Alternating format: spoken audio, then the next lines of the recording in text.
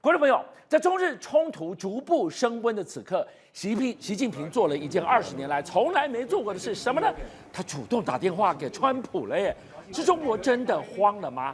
而这通电话最惊悚的，倒不是习近平说了什么，而是川普根本没接招。习近平竟然破天荒已经这个时隔20几年，有中国领导人第一次主动打电话给美国总统，那所以看到他罕见的致电川普，但是是不是他打的算盘如意了？因为他打给川普到底谈什么？是不是要聚焦中日台这个问题，还有在台湾的问题都要解决呢？但是跟大家讲，中国主动打电话给美国，这是唯一的一次这个在2001年，那时候还是江泽民的时候。你要知道，美国那时候遭受到911恐怖攻击，然后当时中国的国家主席江泽民就主动致电，然后可是他们还是凹说是这个美国打电话来。那后来《华尔街日报》在这一次这个习近平致电的这个川普之后呢，他认为说习近平可能会认为这是一个可能会影响川普对台湾政策观点的一个契机，可是还有如愿吗？对他这个动作到底是不是他撑不住了？所以中国学者就看说，这可能对于高市早苗来说是一个打击是吗？因为习近平想说，与其跟你东京谈，我不如绕过东京，直接找这个一物降一物的会找你这个跟你谈的这个美国。我找你老大谈了，让你老大来约束高市早苗啊。那可是呢？在中国学者这样研判说，美国在这件事情上至少没有完全站在日本这一边，说明中美双方的沟通。你看，美国总统会接到中国领导的电话，还是很顺畅的。但是，真的美国的态度是像他们所研判的是这样吗？那你听川普怎么说嘛？对，所以川普他也发文了，在跟习近平通话之后，但是发文了之后给大家看。你看到吗？翻译过来大概是在讲说，他们在讲俄乌战事，还有要跟美国这个讨论芬太尼大豆这些东西啊。讨论的是乌克兰、俄罗斯、芬太尼大豆跟其他农产品。日本呢没有，台湾呢没有。还有一个习近平邀请他明年4月要访问北京，他接受邀请，大概就这2个重点啦。所以习近平干了20年来第一次做的事情，主动打电话给川普。重点是川普没有要接他的球啊。然后呢，你要知道白宫的官方网站也没有公布相关的这个声明然后新加坡的媒体他们就分析说，这个事情是不是代表了一个潜台词？尤其是川普的动作，就在告诉你们什么？哎呀，中国跟日本，你们现在的问题是外交问题。既然是你们外交问题的话，你们自己解决，美方不介入。那有点卡关山跨背修台。进一步来翻译，就是如果你期望这通电话，我可以叫我川普去约束一下高市早苗，没门。川普还有一个动作也很清楚的透露出一个讯息，也就是说，你想要找美国跟东京给他压力，然后台南恐怕没门呐，川普才不鸟你。他还把这个主动的这个状况告诉了这个高市早苗，川普主动致电高市早苗进行了电话会谈20分钟。你要知道呢，白宫的官网我刚不是说没有公布相关的这个声明吗？那他却把这个主动的这个电话告诉早苗说，他确认了2国领导人之间的关系，而且把这个川普跟习近平之间的电话内容也告诉了这个高市早苗，所以他们的2国的关系，美国跟日本更麻吉，美日同盟本来就在一起，你要叫他去做什么？重点是他根本也没提到这个台湾跟中日紧张嘛。然后呢，川普还为什么对这个高市早苗这么信任？川普在这个之前参加这个亚洲行 APEC 之前他不是先跑到日本，然后跟这个高市早苗还让他搭上这个海军陆战队1号，然后上了这个美国的军舰。当时川普还赞扬高市早苗成为日本首位的女首相，而且预言说高市将成为日本最伟大的首相之一。而在日本的国内的政治形势来看，最新的日本国内民调也显示说，高市早苗内阁支持率达到75.2%。你要知道这样的一个数字是前任首相石破茂在下台之前的2倍以上，所以他当然有底气，站得很足啊。再来更有戏了，你来看看高市早苗，你想说哇，现在扛得住这个压力吗？文攻武吓、经济制裁 ，angry 头呢？他应该受不了了吧？不，没想到他到南非的 G20，他哪有在怕？他关心的是自己能不能美美的出席这一场盛会啊！没错啊，这个高市早苗之前他所穿的这个衣着都常常会被人家批评说太廉价了，很难这个登大雅之堂，在国际场合是不是要穿得更庄重或怎么样一点？那后来高市早苗他在飞往南非参加这个 G20的这个峰会的路上，他就想说，我是不是要下定决心再买个3套，能够让我在外交谈判的领域上更占上风的这个衣服啊？这个反差太大了，那一边 keep up， 这边只想美美的，所以你可以看到这个时候高市早苗心里在想什么？他底气肯定十足。你来看 NHK 拍到了这一幕，哇！今天全世界炸锅了。在 G20 轮到高市早苗上台去演说，结果台下谁站起来谁要走了？中国的代表，哇！你来看到，李强当场走人，给他难看呐、这个安排发言的次序，李强，中国的国务院总理是在这个高市早苗之前。我用这2张的照片做对照，就可以告诉大家，这个几乎是同一个位置。不信你看桌上摆的这个罐子是不是同一个？然后还有上面的指示牌 China， 表明是同一个位置。但是等到高市早苗发言的时候，李强不在位置上，立刻走人。那换成了中国的部长蓝佛安，摆明要给你难看的，眼睁睁就在你面前，我走给你看。而且你看到这个画面没有？李喜立刻后来就换人做了，是这样的一个状况呢，也让这个中国不满高市早苗的这样的一个氛围溢于言表。当然了，接下来就是中国的军方解放军要有各种的文攻武吓。首先是24号出版的这个《解放军报》，他就有提到说，任何人、任何势力妄图介入台海局势，阻挡中国统一大业，也必将自食恶果，玩火自焚，已经呛得很明哦。除了这个之外，文攻之外，马上中国的火箭军他也发布了主题说，假如战争今天爆发。这就是我的回答，这段影片。而假如战争今天爆发，当然是中国的这个军方的一个军歌啊。这个军歌呢，他也故意剪这个影片，影片里面还配上在93大阅兵的时候，里面就有公开亮相了这个东风5C，还有东风61的这个洲际弹道的这个飞弹。他故意把这些画面和飞弹全部都亮相在一起，就很浓厚的要把他的这个肌肉跟拳头都展示出来。还有中国最近也被媒体报道到，它好几个地方，很多个地方正在进行这个国防动员系统。那当然最近它的系统正在紧贴这个实战需求。你想想看，实战化的演练，尤其呢，它是在这个安徽、它的萧县，还有包括在重庆的这个地方。他组织了广大的民兵去开展这种实战化的军事训练，还有他的这个后勤补保的这个讯息。你要知道，中国的民兵早期刚开始改革开放是3000万人，后来他们一直紧缩，压缩到现在民兵大概是800万人，再加上资源保障兵种部队，大概就是后勤补保部队大概有40几万人，加起来也有850万的民兵跟后勤保障部队，这样的一个数字，再加上他们不断的演练，所以都让大家释出说。难道中国已经开始准备要不冷了，要直接要做这样的一个了吗？来看到日本的智库专家，你看到就这1个月以来，开始中日对撞之后，台湾、日本盯着共军的动态。来，日本的解读，台海危机已经蠢蠢欲动了。没错，日本的智库专家就说台海危机现在可能已经开始了。最近对日本的这个一连串经济啊跟军事的这样的一个施压，包括在南海实弹演练啊，还有包括去巡这个他绕那个钓鱼台啊，都是他其中的这个战略的一部分。所以你看到了吗？现在共军秀 muscle， 对日本秀 muscle， 也对台湾秀 muscle， 一副动真格的，有能力打吗？来喽！更惊人的发现是，对台直接第一线的东部战区，基层对于习近平调兵遣将的这个决策。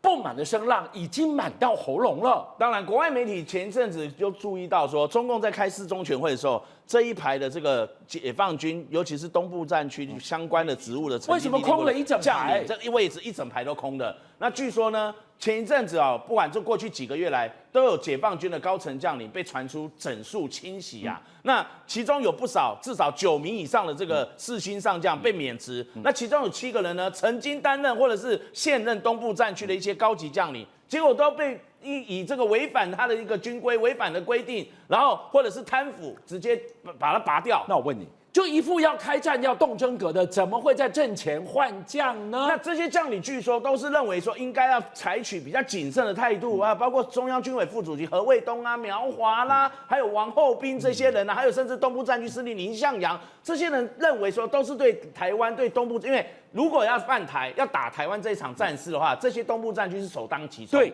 那这些将领认为采取的方式是要比较谨慎小心，他们觉得现在中南海的指令太照进了，要硬干。那不能这样讲，你如果真的要细腻一点，结果因为观念或想法不合，那结果最后你看到的都是被拔掉，所以会不会影响他后面想要真格的这样的处理呢？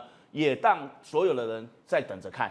台股今天真的扬眉吐气了，大盘一度大涨超过610点，重返27000，有没有一点那种熟悉多头的味道又回来了呢？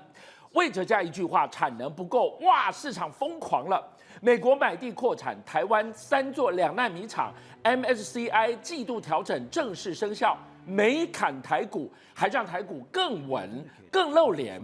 不只是老 AI， 连 CA 新 AI， 连航空股都雨露均沾了。最坏的情况过去了吗？对，没错。经历了上礼拜五的这个大逃杀之后，你看礼拜一、礼拜二，尤其是今天呢，台股就往上冲。今天台股一度呢涨了600点，然后最高冲到27118点，最后收到26912。看起来的话，这一条季线呢，大概是已经有撑的一个状况，所以看起来的话，这个季线可以看成我们初步的这个止跌的这个讯号。那当然对台湾来讲的话，这个我们知道，这个昨天呢是 MSCI 的这个权重生效，那结果你没想到昨天哇创了非常多历史的记录。我们这一次 MSCI 生效的时候，是台股呢是1升2平，那所以呢尾盘就创了四大纪录。什么4大纪录？第一个，尾盘报了2855.66亿的这个新高啊。那事实上在盘中的时候，原本大概是4千亿左右，就尾盘爆出来之后，让昨天的这个整个成交量呢创下了7491亿的，是这个2021年5月13号以来的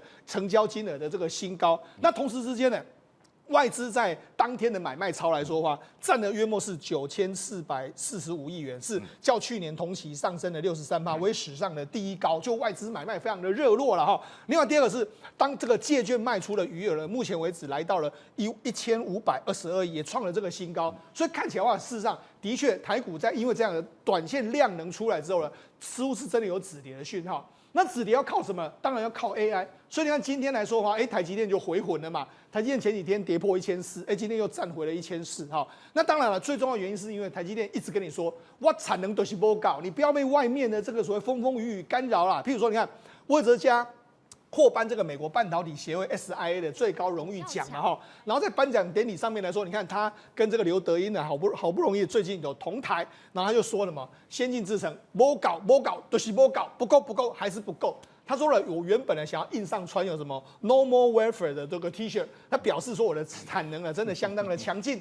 然后他说目前台积电面临的需求是产能的3倍，尤其是我们知道说辉达、苹果都签长期合约嘛，所以看起来的话，的确产能也不够的这个现象。那产能不够怎么办呢？台积电就说我们要继续加码。那目前为止在美国要投资1650亿嘛，他就说我们准备要在亚利桑那州的这个新厂附近再购2块土地，以扩充新的这个产能。那在台湾来说，当然继续投资啊。我们这个我们国科会就说了嘛，就说先进制程会留在台湾。那当然除了先进制程之外，还有先进封装也继续扩充。所以看起来的话，台积电的产能就是不够。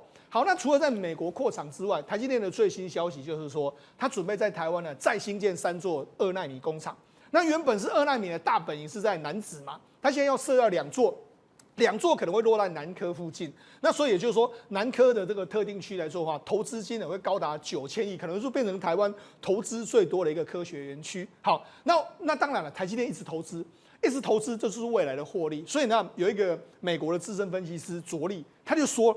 2030年啊，这个还很久了。不过我们来听听看他怎么说。他说，2030年的台积电有可能市值会超越苹果。他为什么这样说呢？他是用EPS 就获利为出发点哈。他说台积电市值从现在1.4兆会来到8.3兆，那苹果的市值会从4兆来到7.2兆。哇，台湾赢过苹果。那如果假设赢过苹果的话，那会不会变成市值世界数1数2啊？过去我们常讲说AI 盛世啊，百工百业只剩下 AI 一业不。现在要告诉大家，台湾不只有 AI 3大产业，对，同时要点火了。对，没错。那我觉得也是因为 AI 的这个助阵之下啦。你看，我们台积电公布这个10月的景气动向的这个讯号，对不对？他说，除了 AI 需求强劲之外，我们的制造、我们的服务还有营造3大产业都已经往上走。所以也就是说，事实上经历了这个关税的不确定性因素，还有台币的这个升贬之后呢，景气的确是慢慢在往上。好，台股今天终于是扬眉吐气了。今天开平哥来到现场，来告诉我们，今天到底是跌升反弹而已，还是另外一波扎扎实实的反攻？最差的情况已经过去了吗？好，今天大伯有说，如果再发生任何的下跌，都是买进的机会，我是认同的。为什么？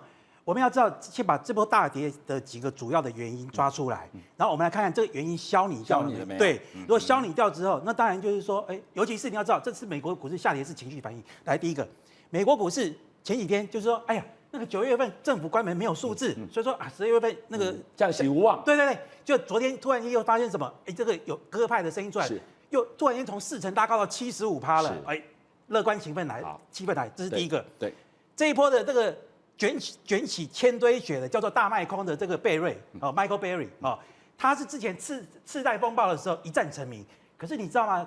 这位大哥啊，他从9月看空看到现在，他旗下有个基金对冲基金，在美国的证监会啊，11月10号的时候登记终止，下台一鞠躬，就是他就是从9月他的放空的这个对冲基金一直高到11月10号终止，就你知道发生什么事情吗？11月13号道琼工业指数立刻上新高了。他的对冲基金终止之后2天之后又创新高，那创新高就震荡。所以我讲一句真的他就是要是有些人就说你放空了，你之前从9月放空到现在，你现在怎么可能不收空呢？你一定是继续说的。而且你要知道他最近一直攻击辉达，他攻击一个东西叫做应收账款。对，其实我在上礼拜我接受记者访问，不管是包括我们中证界还有其他的这个，还有我在盘中解释的时候，我就第一时间我就说过。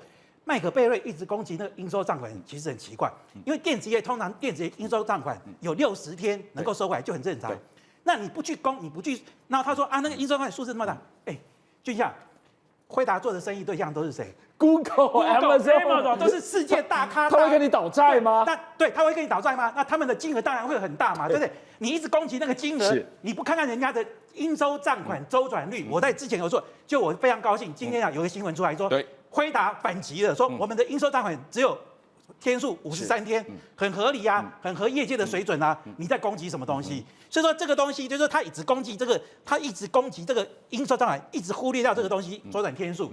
这个就是怎样不甘愿就一直讲，然后就是利用他的 credit 的一直讲。所以你看刚好台北加权指数刚好来到这个所谓的季线的位置，你看到没有？这几天一直有多方抵抗，今天当然。跌了这样子之后呢，跳空跌了之后，一定上去之后，有人想要急着想要做一个减码的动作嘛。但是我要告诉各位，最大的因素都已经消弭掉。那你至于说，你说外资会不会有所谓的放假的问题？我告诉各位外资只要紧急遇到什么事情的时候，他有职务代理人，也不是说完全就不看盘。所以说在这地方大家不用担心。而且这一波还有一个很重要的因素，大家记不记得这波下跌一个很重要的是某一天的时候，突然间发生什么事情？哇 ，SanDisk 跌了20%，大家觉得记忆体是不是结束了？真的是这样子吗？你看昨天的美光涨了7.99%，盘后涨了1.18%，可是你看 SanDisk，记忆体分两大阵营，一个叫做DRAM HBM， 一个叫做什么？一个叫做 NAND Flash， 对 ，NAND Flash 做成那个储存的叫 SSD， 它涨了13.3%。各位啊，你看到这个没有？盘后，也就是说今天晚上它还会再涨，因为它昨天收盘之后，盘后又涨了7.38%，所以代表什么意义呢？今天晚上还有机会继续涨。那所以说，你今天你资金有限的情况之下，你说我喜欢这个记忆体，你要选DRAM好还是 NAND Flash 好？我告诉各位，你就看看今天晚上这个地方还会继续涨 NAND Flash， 而且你要知道一件事情各位，你看今天报章打开来非常有趣啊，这个。宜鼎的董事长是一个很老实的，这个很谨慎的人，他就告诉你什么供不应求。我每天醒过来都想说我货要给谁，对不对？我今天给了俊相，我又得罪了另外一个客户我不给俊相，给另外一个客户，我又得罪了俊相。他每天在想这个问题，为什么不够分？那威刚董事长就说，20年来没有看到这么缺钱、缺货、缺到这么严重。我告诉各位，这个周末。群联的潘董，他接受访问的时候，1个钟头，我把那1个钟头访问看了一遍，我给大家讲一个很重点。他说他去上游没有合约的，就是我先跟你讲，这个月你给我多少quota快要交货的时候，你如果涨价的时候，我照收，因为我不收的话，别人就赶快抢过去了。所以今天从台股到个股，关键字叫什么？卖不够。魏哲家说卖不够，结果这些董事长们也都说卖不够，而且。本来这个 AI 本来就是它是实体跟网络不一样，它从 AI 的算力到电力，现在讲究一个叫记忆体储存力。对，那很简单，就是说我们在选股的时候，现在难免在高档上面经过之前大震荡的时候，你会选股的时候会有心有余悸。那你要怎么选股？就是这个产业是对的，你不要听分析师讲，你说我分析师讲这个水猴绿绿，你看这些大老板都是很实在的大老板，每个人都告诉你这个产业的需求供不应求。那你去找这个产业的趋势是对的，但是在个股上面来讲的话，它的位阶相对比较低，或是没有被发掘到。我就举一个例子，你看这样个股叫做华泰我用这个例子来演示一个思考逻辑。你看它本身全世界最大的控制 IC 就是我们的群联，群联是是我们的千金股那这是全世界最大的模组厂，它的规模是威刚的10倍全世界最大的2个跟它是兄弟，铁金三角，一个它是做什么？做封测，你今天我们说我们常常这个记忆体就是一种晶片，我们俗称叫颗粒，放在那个板子上叫做模组。你不管是颗粒要封装，拜板子都要盖上去对，啊，都要把它装起来，是这就是封装。对你都要经过这道手续，所以它怎么会没有生意吃呢？就像最后一个结论，大摩说的，任何的拉回都是机会，我是认同。好，听到这个地方 ，AI 大爆发，魏哲加一句“没搞”，也爆出了史上最狂的北美的抢人大作战，所有的航线航班都飞向同一个方向，台积电跟 AI 供应链。长荣甚至喊出了北美每周100班都不够，哇，真的还假的？对，所以不只是这个金源不够，连航班都不够。好，为什么这样讲？我们看，事实上目前为止来说，旅游旺季，那加上说这个电子的这个旺季，所以这个航空业这个从这个10月开始呢，是客货两旺的一个状况。那尤其是现在台湾成长最快的是往北美的直飞航线，它的整个运能呢，比2019年呢成长超过3成以上。好了，我们就讲，事实上过去呢，台湾跟美国航线并没那么多，但你可以看到，事实上目前为止来说啊，又要即将要新开3条北美的航线。我们看长荣目前为止有西雅图、旧金山这么多的城市，对不对？然后每周班次是90班，然后华航来说的话有洛杉矶、安大略、旧金山这几个，然后每周是40班，然后星宇来说有星宇就洛杉矶、安大略、旧金山、西雅图，每周是28班。可是目前为止来说，3大航空公司要继续加班。